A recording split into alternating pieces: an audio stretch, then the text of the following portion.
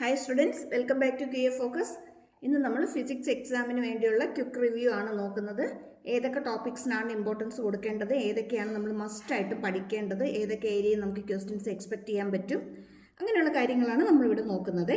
അപ്പം ചാനൽ ആദ്യമായിട്ട് കാണുന്നവരും ഇതുവരെ സബ്സ്ക്രൈബ് ചെയ്യാത്തവരൊന്ന് സബ്സ്ക്രൈബ് ചെയ്തേക്കണേ.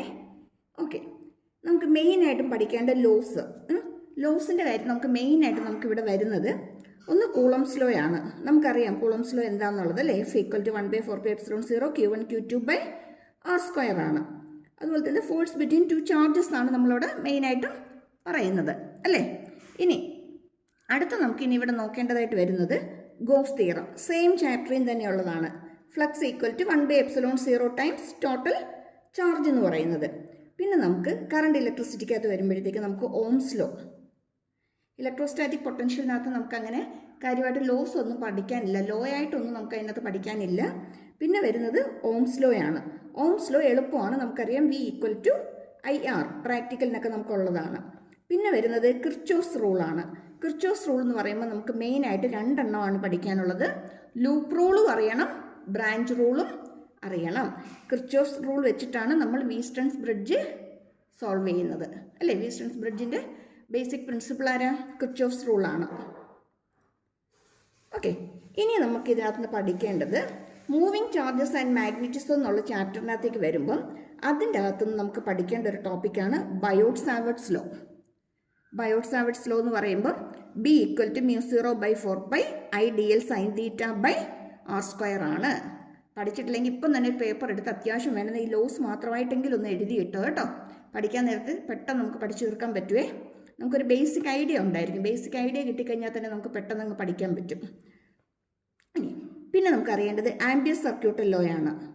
ആംബിയസ് സർക്യൂട്ടൽ ലോ എന്ന് പറയുമ്പോഴത്തേക്കും surface integral closed integral B.dl = μ0I, μ0 times current enclosed by the surface. പിന്നെ നമുക്ക് അതിനകത്ത് വരുന്നത് ലോറൻസ് ഫോഴ്സ് ആണ്. ലോറൻസ് ഫോഴ്സ് മൂവിങ് ചാർജസിനകത്ത് വരുന്നതാണ്. Q ചാർജ് ഈ ഇലക്ട്രിക് ഫീൽഡിൽ ഇരിക്കുമ്പം അതിനകത്ത് ആക്ട് ചെയ്യുന്ന ഫോഴ്സ് എന്ന് പറയുന്നത് QE ആണ്. ഇതേ ചാർജ് തന്നെ V വെലോസിറ്റിയിൽ B മാഗ്നറ്റിക് ഫീൽഡിൽ മൂവ് ചെയ്യുവാണെങ്കിലോ Q × V×B ആയിരിക്കും.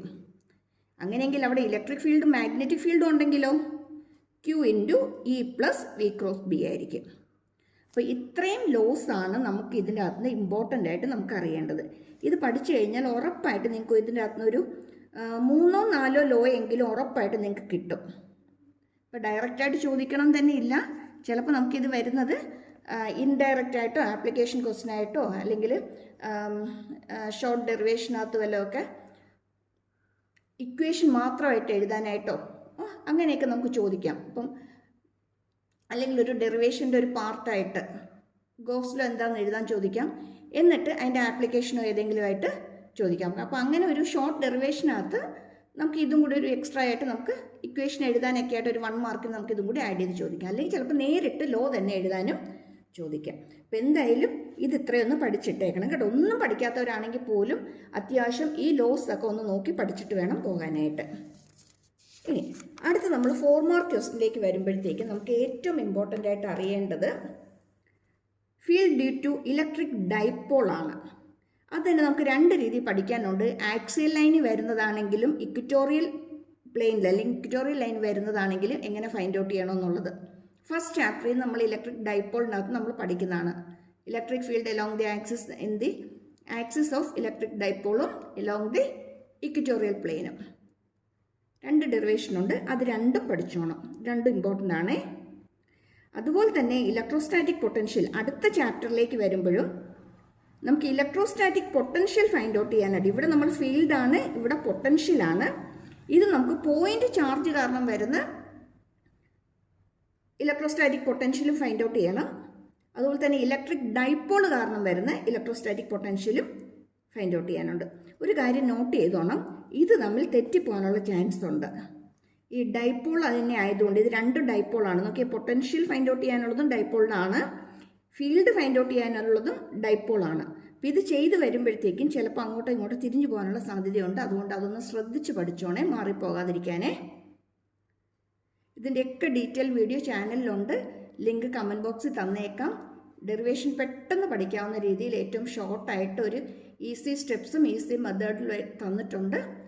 പെട്ടെന്നൊരു പേപ്പറും പെന്നും കൂടി എടുത്ത് ഒപ്പം ഒന്ന് ചെയ്ത് പോവുകയാണെങ്കിൽ നിങ്ങൾക്കത് ഇപ്പം തന്നെ പഠിച്ച് തീർക്കാനായിട്ട് പറ്റും കേട്ടോ. ഒട്ടും ഒരു 5 മിനിറ്റ് പോലും എടുക്കില്ല ഒരു ഡെറിവേഷൻ പഠിക്കാനായിട്ട്. ആ സ്റ്റെപ്സ് അതുപോലെ ഒപ്പം ഒന്ന് എഴുതി പോയാൽ മാത്രം മതി.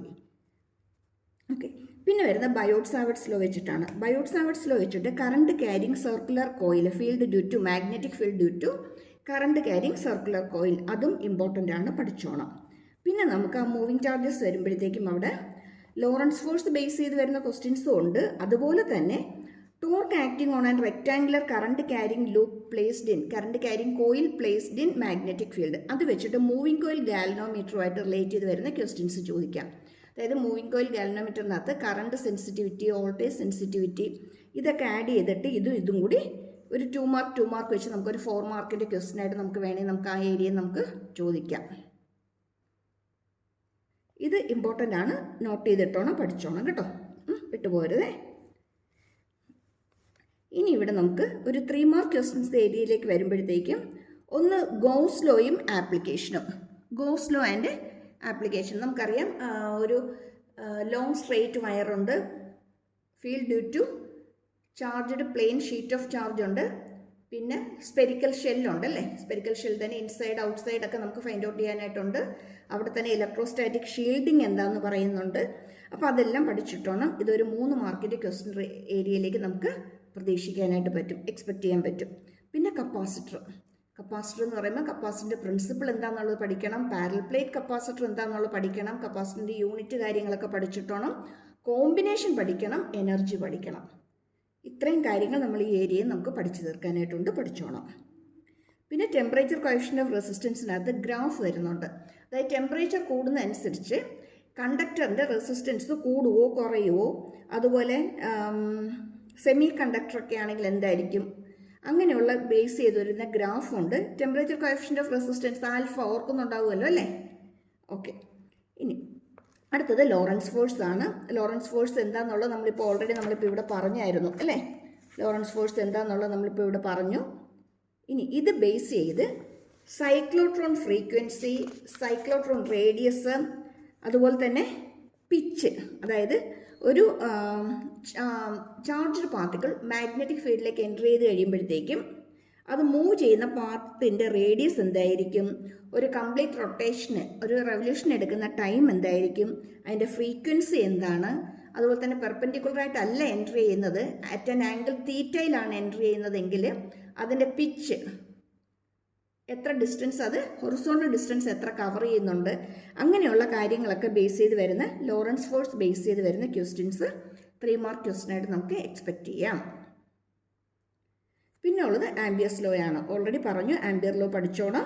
അതിൻ്റെ ആപ്ലിക്കേഷൻ വരും. സോളിനോയിഡ് വരുന്നുണ്ട് അല്ലേ. അതുപോലെ തന്നെ ലോങ് സ്ട്രെയിറ്റ് വയറും വരുന്നുണ്ട്. ലോങ് സ്ട്രെയിറ്റ് വയറൊക്കെ തീരെ ചെറിയ ആപ്ലിക്കേഷൻ ക്വസ്റ്റ്യൻ ആണ്. അതുപോലെ തന്നെ ഇതും സോളിനോയിഡും ചെറുത് തന്നെയാണ്. പക്ഷേ ആംബിയർസ് ലോ സ്റ്റേറ്റ് ചെയ്യാൻ പറഞ്ഞിട്ട് അതിൻ്റെ കൂടെ ഇതും കൂടിയായിട്ട് നമുക്ക് ചോദിക്കാം, ക്വസ്റ്റ്യൻ കിട്ടാം. പിന്നെ ഒരു ഇമ്പോർട്ടൻറ്റ് ടോപ്പിക്കാണ് കൺവേർഷൻ ഗാൽവനോമീറ്റർ ടു വോൾട്ട്മീറ്ററും അമ്മീറ്ററും. രണ്ടും ഇമ്പോർട്ടൻ്റ് ആണ്. സർക്യൂട്ട് ഡയഗ്രാം വരയ്ക്കാൻ പഠിച്ചോണം. അതിനകത്ത് ഷണ്ട് റെസിസ്റ്റൻസ് കാൽക്കുലേറ്റ് ചെയ്യുന്നത് നമുക്ക് ചോദിക്കാം. അപ്പം ഇങ്ങനെയുള്ള കാര്യങ്ങളൊക്കെ ഇതിനകത്ത് ഒത്തിരി ഇമ്പോർട്ടൻ്റ് ആണ്. ഇമ്പോർട്ടൻറ്റ് ക്വസ്റ്റ്യൻസിൻ്റെ വീഡിയോസ് ഉടൻ തന്നെ അപ്ലോഡ് ചെയ്യുന്നുണ്ട്, കാണാൻ മറക്കരുതേ.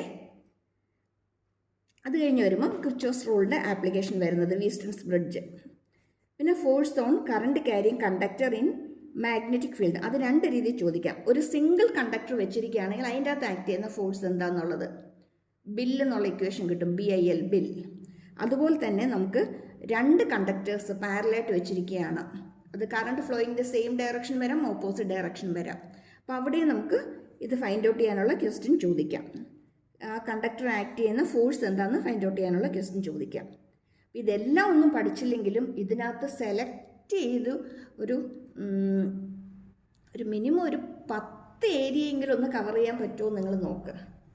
എല്ലാം ഒന്നും വേണ്ട. ഇപ്പോൾ ലോ ആണെങ്കിലും 4 മാർക്ക് ക്വസ്റ്റ്യൻ ആണെങ്കിലും 3 മാർക്ക് ക്വസ്റ്റ്യൻ ആണെങ്കിലും ഇനി 2 മാർക്ക് ക്വസ്റ്റ്യൻ പറയുന്നുണ്ട്. ഓൾ ടോട്ടലി നിന്ന് അറ്റ്ലീസ്റ്റ് ഒരു 10 ടോപ്പിക്കെങ്കിലും നിങ്ങൾക്കൊന്ന് കവർ ചെയ്തിട്ട് പോകാൻ പറ്റുമോ എന്ന് നോക്കുക. ഒരു 10 ടോപ്പിക്കൊക്കെ കവർ ചെയ്തിട്ട് പോകുന്നവരാണെങ്കിൽ ഉറപ്പായിട്ടും ജയിച്ചിരിക്കും, ഒരു സംശയവും വേണ്ട. ഉറപ്പായിട്ടും പാസ് മാർക്ക് കിട്ടിയിരിക്കും. ഇനി ഇതെല്ലാം സ്കിപ്പ് ചെയ്യാതെ ഉറപ്പായിട്ട് നോക്കിക്കൊണ്ട് പോവുകയാണെങ്കിൽ ഉറപ്പായിട്ട് നല്ലൊരു പെർസെൻറ്റേജ് മാർക്ക് തന്നെ നമുക്ക് കിട്ടും കേട്ടോ. ടെൻഷനൊന്നും വേണ്ട, കൂളായിട്ട് നല്ല കോൺഫിഡൻ്റ് ആയിട്ട് അങ്ങ് പോയാൽ മതി.